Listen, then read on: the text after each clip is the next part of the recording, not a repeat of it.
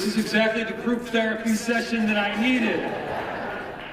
The defenders of parks and streets, which indeed is an honorable profession, we are now becoming the defenders of our republic and the defenders of democracy.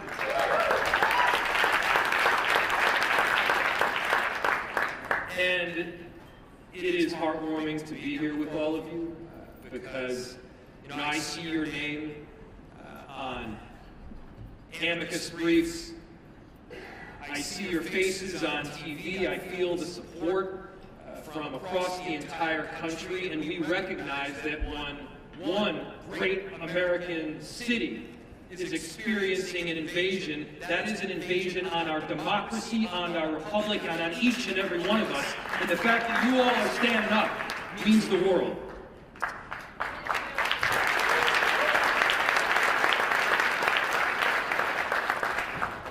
Never in a million years did I think that we would be in this place where troops and federal agents by the thousands have been deployed on a great American city, where the Department of Justice is used as a weapon to silence dissent, where the very foundational principles of our democracy and of our republic are questioned. I didn't take this job to get into the business of defending democracy. I did it because being a mayor has always been my dream job. There's great honor in filling potholes. It is noble to keep people safe and to build affordable housing. That work which we do every single day is foundational to the principles of our republic, and all the same, we find ourselves in a different position right now. We are on the front lines of a very important battle. And it's important that we aren't silenced, that we aren't put down. This is not a time to bend our heads in despair or out of fear that we may be next, because if we do not speak up, if we do not step out, it will be your city that is next.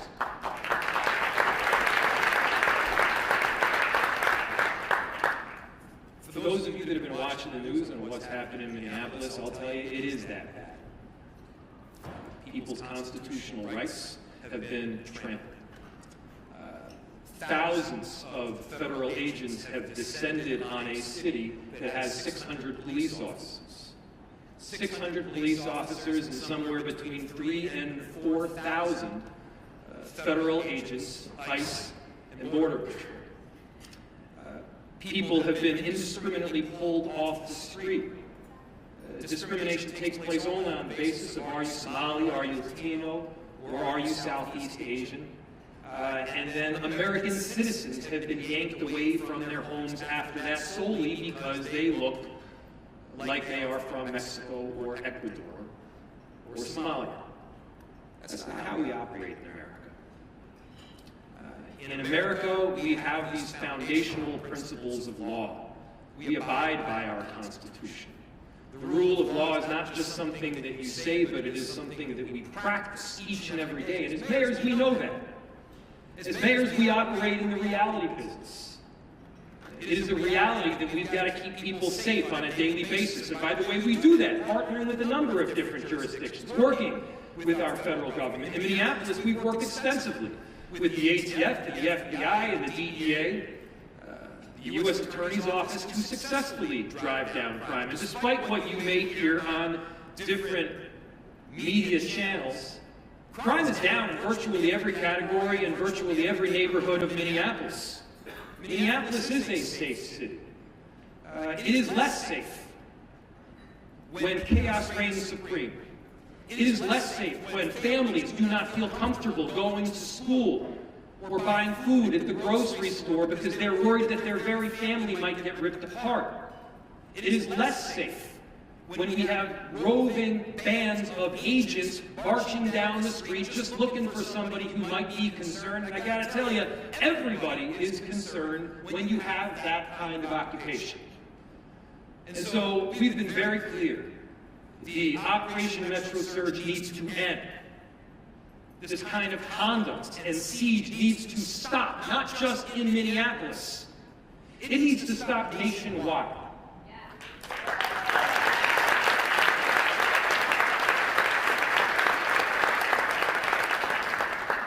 What's become clear to me is this is obviously not about safety.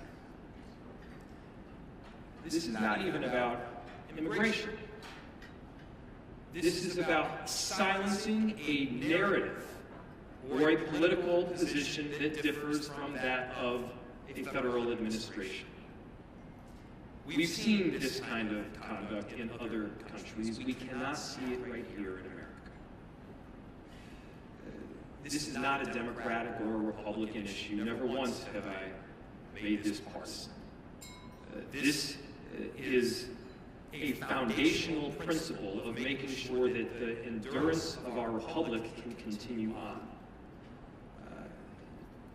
It may seem like I'm talking too much on the macro level, or maybe this is a concerning thing to say, but I got to tell you, we're seeing it in our streets right now. And it is up to each and every one of us to partner together, to work together, to protect those ideals that we hold firm. The power of the federal government is awesome. The military force that they got tanks, they got bazookas. They can lay siege on American cities with thousands of agents and even troops, far outnumbering that of local police departments. In Minneapolis, we've heard them say that they will end this siege when we hand over voter rolls. We've seen them attack and invade not just with this occupation, but also with the Department of Justice being used as a weapon. They're investigating me and several other local elected officials, not because we've done something wrong, but because we have exhibited one of the core responsibilities that both I and you have as mayors. And that is the core and foundational responsibility to speak on behalf of your constituents.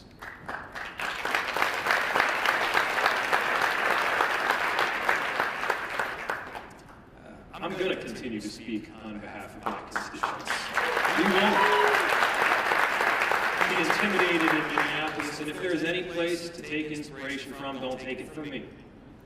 Take it from the 435,000 Minneapolis residents that call our great city home, and the many more that come and go. Take it from the tens of thousands of people that have stood up and peacefully protested to say we love our neighbor, we care about our collective family, and we're going to do everything possible to keep them safe.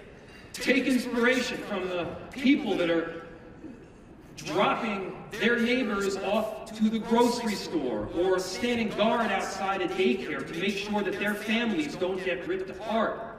Take it from the countless people that are exhibiting this foundational love of both city and, importantly, country. This is an opportunity to be a patriot, to stand up for the kinds of liberties and freedoms that we all hold dear. As a nation of immigrants, it should not matter where you are from. We rise based on our own merit, we fall based on our own flaws. Whole communities are not held accountable for the actions of a few. In America, we've got that kind of due process. We've got to stand by that due process where you actually have rights. Those rights are exhibited in the form of a court system. And the battlefield that we need to be operating on is that court system right now. Look, in cities, we have laws that we abide by. We have work that we need to do. And the reality is you can't exercise the extraordinary power that the federal government has to force nationwide outcomes on localized issues, leaving our own citizens as collateral damage in a hostile negotiation. By their own words, what we've seen this administration push for is this whole concept that might makes right. That might makes right. Stephen Miller has pushed for this concept, calling it the iron law of the world, that might makes right. Stephen Miller is wrong. Time and again,